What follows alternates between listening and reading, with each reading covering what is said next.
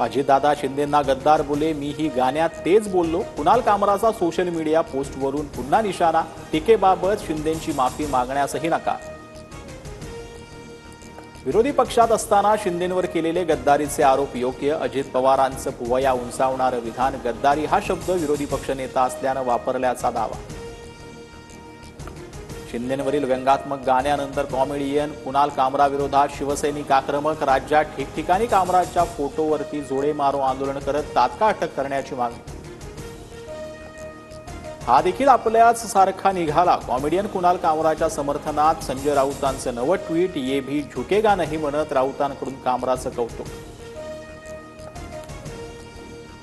प्रशांत कोरटकरला कोल्हापूर कोर्टातून बाहेर काढताच शिवप्रेमी अंगावर धावून गेले. छत्रपती शिवरायांवरील आक्षेपार्ह विधानानंतर शिवप्रेमींचा संताप. तर कोरटकरला 28 मार्चपर्यंत पोलीस कोठडी.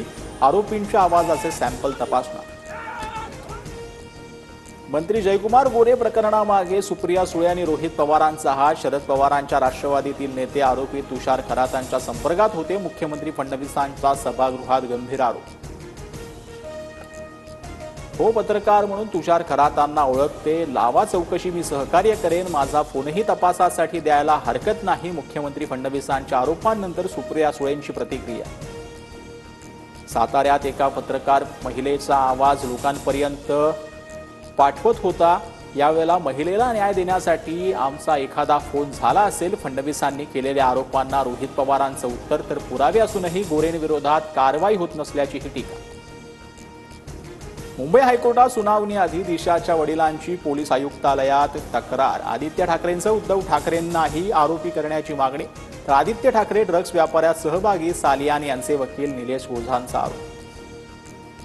दिशा सालियांच्या वकिलांना माझ्यावर काय आरोप करायचे ते करू द्या, मला त्यावर काही बोलायचं नाही. आदित्य ठाकरेंची एका वाक्यात प्रतिक्रिया. महाडमधील ठाकरेंच्या शिवसेनेतील नेत्या स्नेहल जगतापांच्या आज राष्ट्रवादीत पक्षप्रवेश. प्रदेशाध्यक्ष सुनील तटकरेंच्या नेतृत्वात पक्षप्रवेश होणार. स्नेहल जगताप काँग्रेसचे दिवंगत आमदार माणिकराव जगताप यांच्या कन्या. आज विधानसभा उपाध्यक्षपदासाठी निवडणूक.